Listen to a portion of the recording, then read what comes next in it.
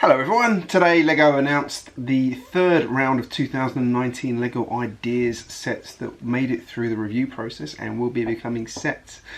This was the sets that were between September 2019 and January 2020, and there were 12 sets in all and some really good ones in there. I especially liked the Planet Express delivery rocket from Futurama. I thought that looked really cool. Nice design, great looking, general colour scheme, spot on, superb. There was the Ratatouille kitchen from the movie Ratatouille, superb movie, loved that movie, and the detail, the shape, the colour, everything about this set was wonderful. Again, bellissimo. No, it's the wrong language. Anyway, forget I did that. There was a good set which was the 20 years of Bionicle, which reminds me a lot of the sort of micro, the habitat units people have been building. It was sort of that idea, but turned into sort of a three-piece set, like a sort of landscape you could turn around and see, which was a good idea. I've never been a fan of Bionicle, I really haven't. Like, I like some of the pieces from it, but really I never got into Bionicle, but I can understand why that would have been a good choice, and a popular one at that. And then the last one I'm sort of going to mention, being a train guy, was a Toronto subway train, which, you know, it's a train, can't go wrong with that. It's good to see a train set making it through into the actual final stages of the set. It's not one that got approved. It's disappointing to see it didn't, but at the same time, you know, LEGO does make trains. They don't make too many trains. We all know that. More trains, LEGO, come on. So what made it through? Well, the first one was the Home Alone house. So this is McCallister's house by Alex, I can't say his surname, Storozhuk. I apologise if I said that really badly. I can't say. Let's just go with Alex.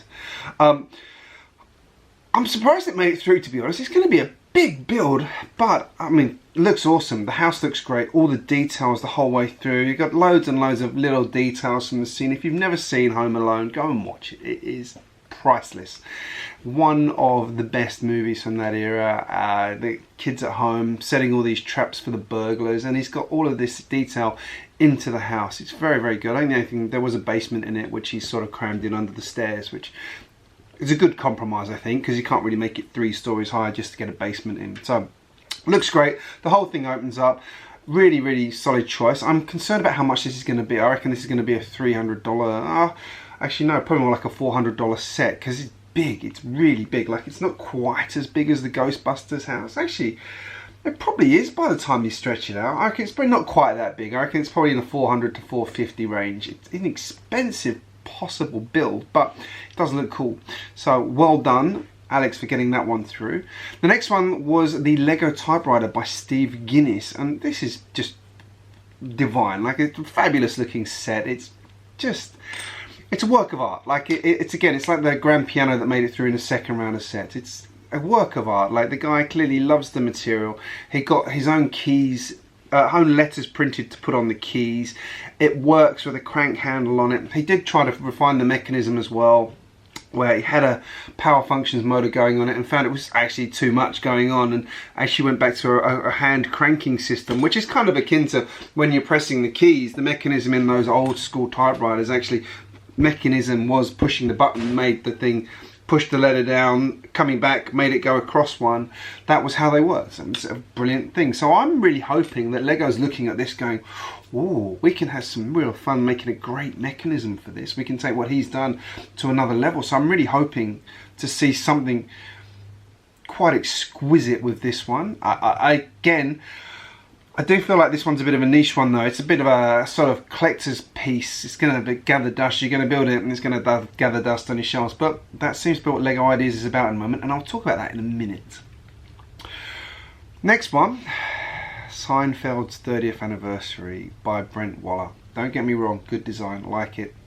But it's another New York building, like interior apartment.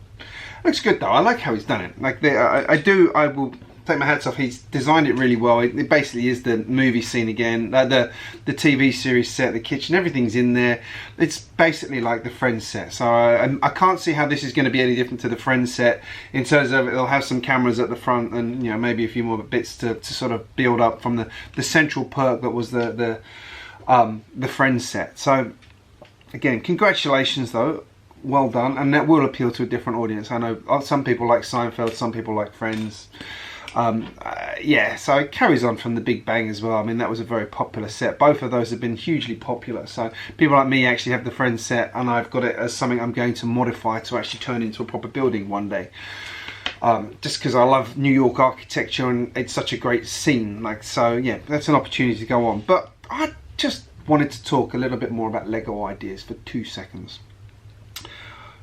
More than 2 seconds, a few minutes. I'm kind of feeling like at the moment it should be renamed the AFOL ideas or something like that, because it does feel very much like they're generally adult ideas. They're targeted very much at adults, like the nostalgia factor. You know, a lot of these things, Macaulay Culkin's house, something very nostalgic to me. I saw that one as a kid. The Typewriter, I love typesetting, I love mechanics. Great.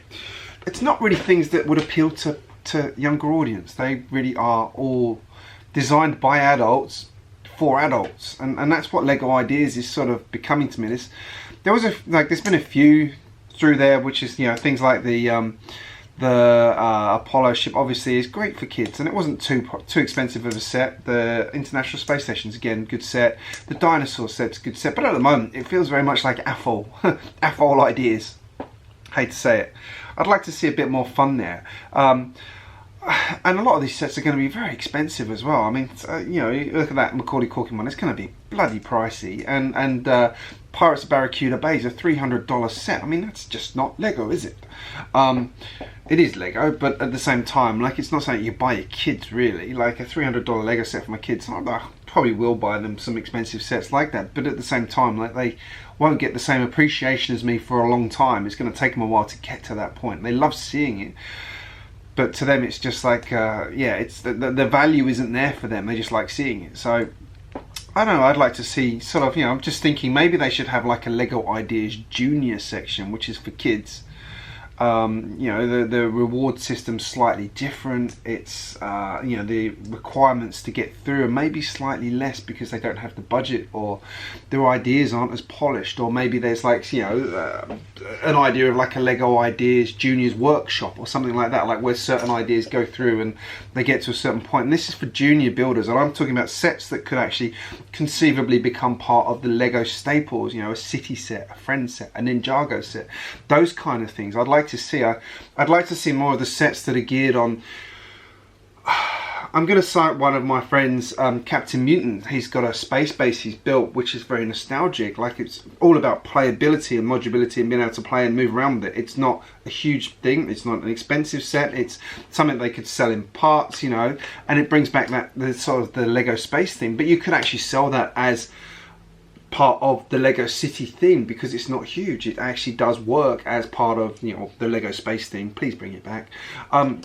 I'd like to see that, and the Toronto train would have actually been a good example of that as well, I think, because it wasn't a huge set.